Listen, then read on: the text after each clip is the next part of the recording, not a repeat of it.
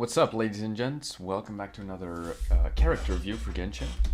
Let me get out of this. Hold up. It's been a fair while since I've done one of these because I've been pretty busy, but I'm feeling, that I have some time to be doing some more of these. And so I'm gonna try to pump Ningguang and Beidou out as quickly as possible. Because the banner has only 3 days left on it. And, Ningguang and Beidou are characters in it. But to be really honest, I don't think I'm going to be able to upload both within that time. So, alright, let's just jump straight into it. I've also not done this in a while, so I've kind of forgot the structure of the videos. The first thing that I want to talk about is her... We're going to talk about her two base passives, right? So, her world passive is what I'm going to call it. World passive. Let's just call it that from now on. Trove of Marvelous Treasures. Basically... Whenever there is like an ore on the map, it says iron ore, white iron ore, crystal ore, magical crystal ore on the minimap, you'll be able to see it. So without Ningguang, your map is just, it's empty. Wherever you run, you don't see anything. But if you, let me think of a spot where I've already mined all of these. Hold up, give me a second. Okay, there we go. So... as an example, right now, although there's other stuff on the map as well, as you can see right here, wait, let me go further away so that you can actually see it properly. Okay, I can do it like this. As you can see right here, you see the ore. So all you gotta do is just go to it on the map, which I'm assuming it's down here. If not, let's just go to this one down here. Now the tracking of it isn't very far. So keep that in mind. It's not like you'll be able to, just open your map and see something miles away. You'll have to be relatively close to it, but yeah. You can do it like this. Is it a good passive? Personally don't love it. I think once you are used to doing your farming routes and you've got all your markers on the map and stuff, you'll be used to where stuff is. But at the very start, it's not bad to have, or you might even find some ores that you were missing out earlier on. Alright, that's her first one. I'm gonna just do the second passive over here. Her second passive is called Backup Plan. When Ningguang is in possession of Star Jades, her charged attack does not consume stamina. And in order to explain this, I'm actually gonna jump straight into her Sparkling Scatter or her attacks, because that's kind of where Ningguang... Well, it's part of her damage, part of how she works. So the first thing I want to do is just show you the animations. So this is her regular normal attack. There's no combo string. You just tap. And her charge attack looks like this. And then her her drop or her plunge looks like this. Wait, okay, you know what? Let me show it somewhere else. Let's do it over here. Basically, like any catalyst user, she transforms into the element, just like that. And I'll explain it beforehand and then I'll show you, right? So it's a lot of stuff to read. Basically, what you do is if you apply a normal attack, if you just hit someone with a normal attack, meaning just a tap like this, you will gain Star Jades. You'll gain like one set of Star Jades. You can have 1, 2, or 3 at max. If you then apply a charge attack like this, the Star Jades around you will attack your enemy. So if you have 1 Star Jade, you'll do 1 set of damage. But if you have 3 Star Jades, you'll do 3 sets of damage. So let me show you this in action, right? So first I'm going to do is just hit him with a charge attack like that. Okay, I hit the one with the shield. If I do this, you see 2,400. It's 1 tick of damage. But then what I'm going to do is hit this Hillage Hurl with 1 Star Jade. And then do my charge attack like this. And as you saw, it hit that one over there with the charge attack, and then that Star Jade flew onto this one over here. Now let me do this with 3. So 1, 2, 3. I'm actually going to try to target the Shaman. And now if I hit him, you see the 1 big burst of damage, followed by the 3 smaller ticks of damage. So let me do that again. Bam, and then 1, 2, 3. Keep in mind, I don't have great artifacts or a great weapon on right now, so that's why I'm not doing all too much damage. Also, as you saw earlier, so if you do a charge attack, look at my stamina. Oh wait, look at my stamina, it goes down. But if you have a Star Jade, like this, it actually does not take stamina. That's her, that's this passive over here, the backup plan one. So if you want to, you know, be running around and also applying your stuff, what you want to do is Stargate, hold. Stargate, hold. Stargate, hold.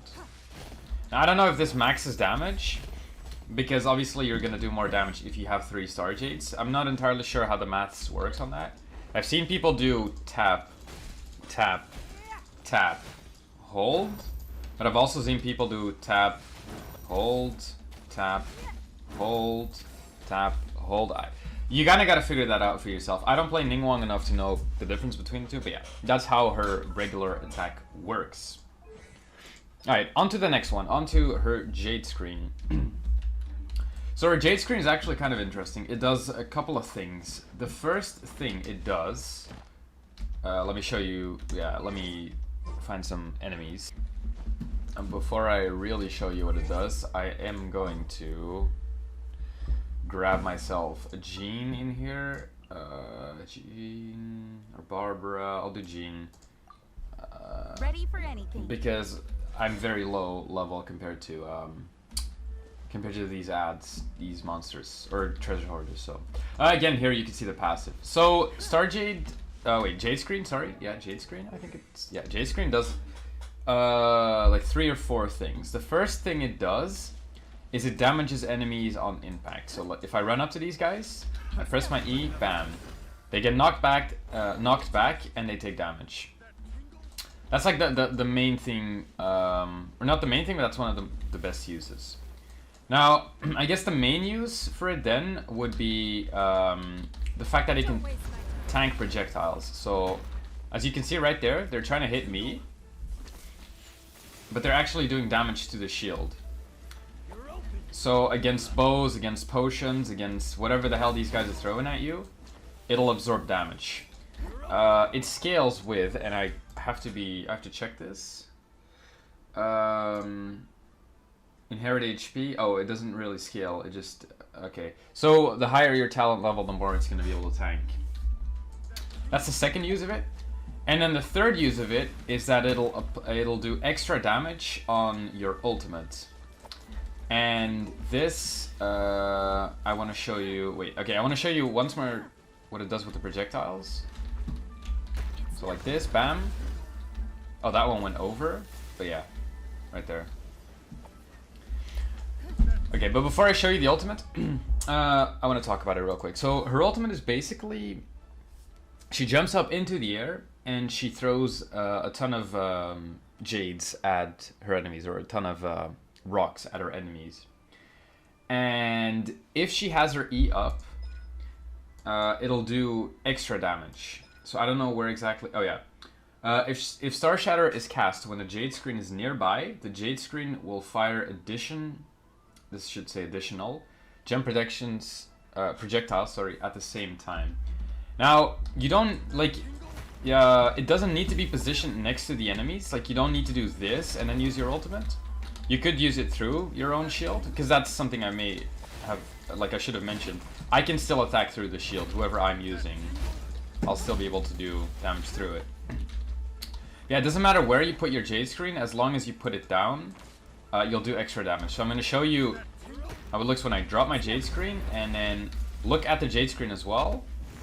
It disappears, and there will be additional, those last 4 are additional ticks of damage that we get from having the Jade Screen up. But it does consume your Jade Screen, which I guess I also should have mentioned. Now I'm going to show you again without the Jade Screen what it looks like, if I can manage to farm it real quick. And now I'm going to use my ultimate without the Jade Screen. I'll do it on this guy. And I'm going to try to do a side-by-side comparison so that you can see the extra ticks of damage.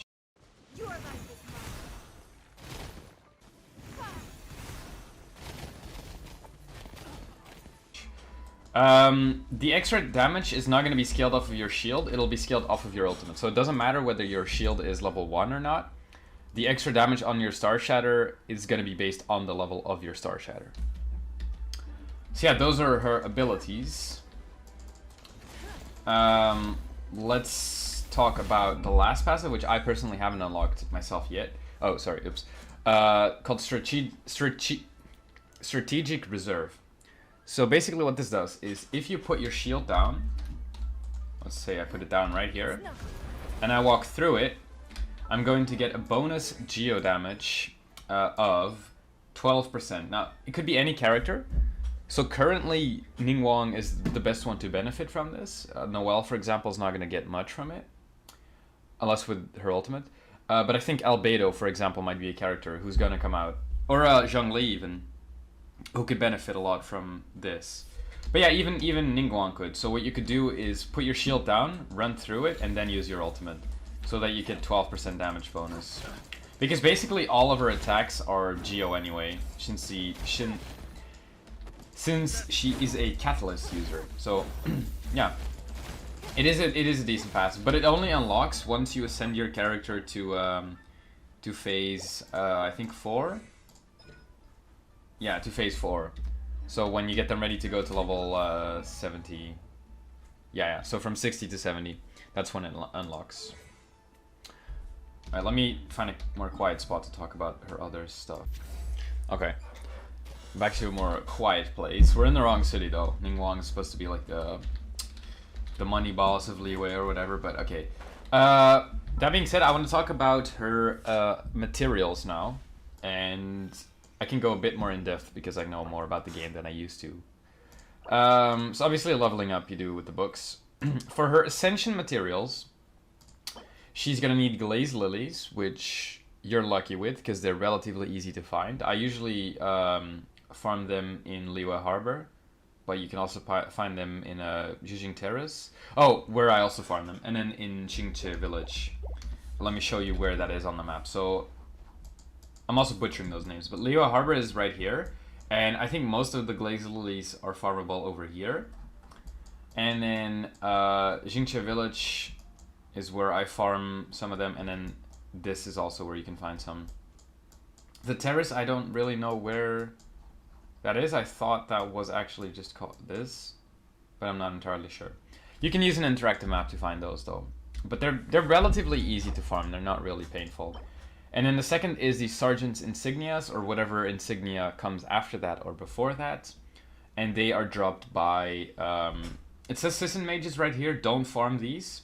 They're dropped by the skirmishers.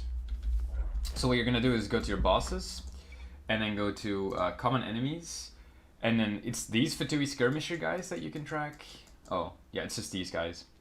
So you'll have the small ones with rifles, fire or geo, but you can also have the hydro or cryo big guys, or even the animo or the electro guys with a hammer. All of them will drop them.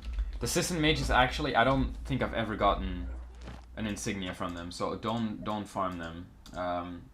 You're gonna waste time. See, it says that they drop, but it really doesn't.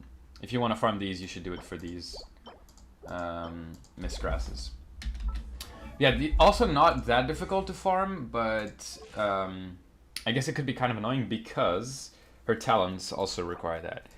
But to finish it off, she also needs the Geo Cube, which is, I think, the second worst world boss to fight. You can find him right over here. Right here in the Guan Stone Forest, and then he spawns right here. He's super annoying to fight because of how his mechanics work, and you pretty much need a Claymore user to kill him. So I think the best way to go about this is just get 4 Claymore users in co-op party and just to farm this guy. I think this is also why one of the reasons I have not been leveling Ningguang. No, it's just too much. Alright, and then her talents. I'm going to show you what kind of stuff she needs. So she will need the variants of Prosperity. So Book to Prosperity, Guide to Prosperity, or even the gold version, which I forgot the name of. You can farm those on Monday and Thursday in the Altar of Flames, which currently is unavailable. And you can also farm them on Sunday. But I wouldn't recommend this because you'll be able to get multiple drops, meaning you'll get less prosperities for the amount of resin. And then the second thing you're going to need is Sergeant's Insignias again, or whatever variant of the Insignias. So you'll be able to farm a lot of those to get that done. So yeah, that's her talents. Glaze Lilies, Geocube, and the Insignias. That's where you're gonna be farming. Mora doesn't grow on trees. Okay. And then another thing I want to talk about is her constellations. I currently don't have any, but I'm gonna quickly show you them. I think her first constellation is one of the best ones. When a normal attack hits, it deals AoE damage. So this one, it'll do AoE damage. Pretty nice to have. But I wouldn't necessarily chase it down. Shock effect. When Jade Screen is shattered, its cooldown will reset, and this can only happen once every 6 seconds. So you can basically have 2 casts of it. Is it that useful? Not really, but could do some extra damage. This just is gonna level your ultimate by 3. Jade Screen increases nearby characters' elemental res. Not great. This is gonna level your shield by 3. And then when Star Shatter is used, Ningguang gains 7 Star Jades. I actually don't know what this does specifically, because I thought you could only have 3 Star Jades at a time. Oh, okay. I'm assuming you'll just do 7 times damage instead of 3 times damage. I'm not entirely sure about that. As to how to acquire her, again, currently she's in the Childer or Tartaglia banner, but I can't guarantee that she's gonna come back anytime soon in the banner. So if you didn't get her then, your best chance is just the Wanderlust Invocation. The problem here is that her rates of dropping are fairly low because there's a lot of 4-star stuff in here. There could also be a time. Also, wait, you could also get her from the weapon banner, by the way, but I would not risk going for this. There might also be a chance that she is in the shop. So if you go to your shop and then Paimon's Bargains and Star Glitter Exchange, there's a chance she might be in here somewhere one of these months. So keep an eye on that as well. And then one more thing I want to talk about is my current build and what I want to get for her and what I think should be good for her, stat-wise, from what I know. Currently I'm using the Mappa Mara, which is not a great weapon because it gives me elemental damage, which is not bad, but its substat is elemental mastery, which is something that you don't need on a Geo character. It's not great. You don't gain extra damage from it. But yeah, I don't really have anything better. This one also gives me elemental mastery. I think you want to be looking for attack percent or crit damage or crit rate on a weapon. As for artifacts, what you want, pretty much guaranteed if late game, is 2 set of this one right here, of the Archaic Petra. Yeah, you could go for 4 set, but I think 2 set Archaic Petra is good, because you get the 15 geo damage bonus. And then when it comes to stats,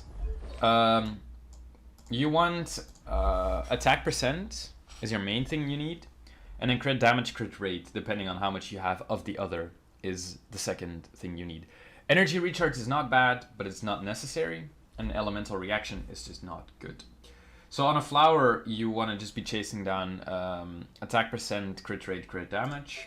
On a feather, again, crit damage, crit rate, maybe even energy recharge, because you'll already have base attack here. On the sands, yeah, on the sands you're gonna go for attack percent, for sure. Now on the goblet, it's kind of a doubt, because if you have the Archaic Petra set, I don't know if it's worth going for geo damage bonus. That is something I'm mathematically not certain about, but that's something that you could figure out. There's probably videos on that. I personally, if I have the Archaic Petra, I think I would want to go for attack percent here. But if I do get a 5-star geo damage bonus, I will also use it. So either one should work. And then as for your crown, your circlet, whatever, I personally think crit damage would be best if you already have crit rate. Crit rate would be best if you already have a lot of crit damage. And if you already have a lot of crit damage and crit rate substats, you want to go for attack percent here. And that should just be it. For your stats, people say the base rule is get half crit rate as crit damage. So, wait, no, the other way around. So if you have 100 crit damage, you want to be chasing down 50% crit rate. I think 60 crit rate with like 120 crit damage is pretty much perfect. If you could chase that down, that would be great. That being said, I think that is it for the video. I'm gonna have to cut this down in multiple pieces because I've been talking too much.